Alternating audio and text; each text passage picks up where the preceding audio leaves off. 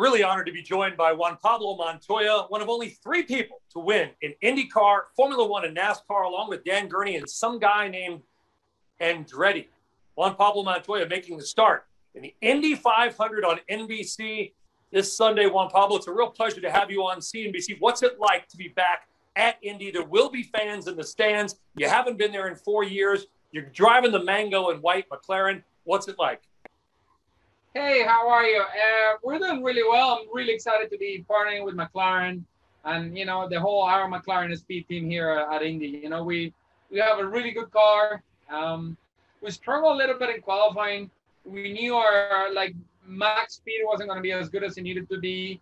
And we made a couple of mistakes. I made one mistake and we missed a little bit on the gearing. But, I think I'm pretty happy. Sunday afternoon, we had that last practice and I felt a lot more competitive, a lot happier with the car.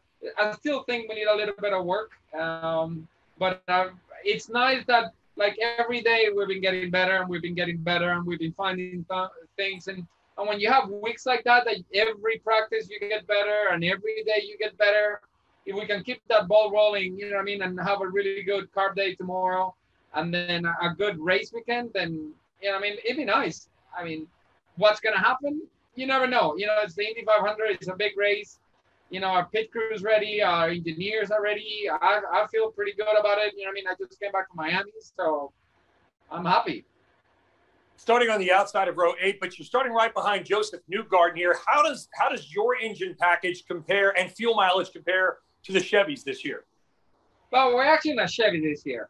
We're in a Chevy, and I don't know. It's funny. If you ask a Chevy guy, and I'm not running all season, the Chevy guys will go, and man, we've got really good power, but, the fuel efficiency is not great. And if you ask a Honda guy, we'll say the same thing. So I think everybody's bluffing or nobody really knows where we are and where we stand. I think, the driver, how they drive the car has a lot more input on saving fuel than anything else. Talk to us about the different packages over the years. You've won the Indy 500. You've seen all the different changes from the IRL. You started in kart. You won the championship there. How is the current downforce and current car package compare from a driver's perspective to the variety of cars you've driven at Indy over the years? So it's interesting because I think the cars are safer than ever. That I think is really important. I think the aero screen was a huge plus for the safety point of view. But I think, as it was an add-on to a car, I think it made it a little harder to drive. It made it a little harder to pass.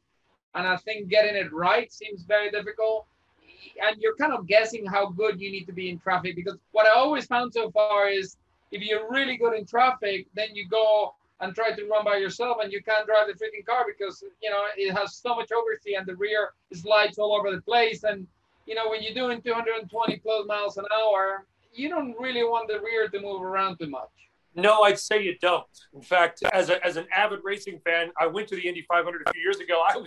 I was afraid just watching you guys go around the track. Just if you haven't been there in person, it's truly remarkable. There will be fans, albeit 40%, but that's still more than most sporting events in the world, even at 40%.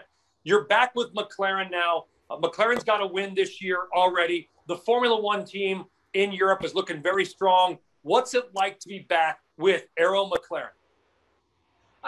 It's exciting. I had a couple of wins, 2-3 wins with McLaren in F1 when I was there.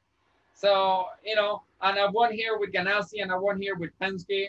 And it's the 2 teams I run with. So if you could come with a third team and win with them would be pretty special. Yeah. And, listen, we saw Phil Mickelson at almost 51 won the PGA championship, giving hope to the old guys out there. You're not that old. You're in your 40s. What's the toll on your body like? People, when they say racers aren't athletes, you want to just scream at them and say, you try doing that for a couple of hours at that speed with the mental focus. What's been the difference? I know you're a big cyclist. What have you had to do to get ready for this? I know you race all the time, but this is a different beast. I spend a lot of times on the bike, always. I did about 4,500 miles last year on the bike. This year, I think I'm close to 2,000 miles already. So I'm just, every day off, I ride 2-3 hours on the bike. And you just get used to it and you just train hard and push yourself and push your heart rate and push, your stamina as much as you can. And I really try to force myself always to do more, and it always seems to pay off. The good thing is I've been doing endurance races the last few years, and you run 3 hours in the car, get out for 3, and drive another 3, and so you spend a lot of hours in the car. So mentally, this is going to be kind of a short race for me. Where for the younger guys, this is a big race and a long race, and so I think mentally I'm in a really good place. I have a lot of experience, and honestly, the only thing that I think it would change, and is what I told Pablo, that is one of our teammates. I said the big difference is if we hit the wall tomorrow, you're like, oh, I'm a little sore. For me, 6 months from now, I'm gonna go, I'm still a little sore. Well, listen, I think the race is better for having you in it. Obviously, a past champion, one of the greatest race car drivers in the world that's ever lived, really, in my opinion, Juan Pablo. First off, be safe. We'll look forward to seeing you there with Progressive on the car. NBC coverage starts on Sunday at 11 a.m. Be safe. Best of luck to you in the Indy 500. Thank you so much. My pleasure.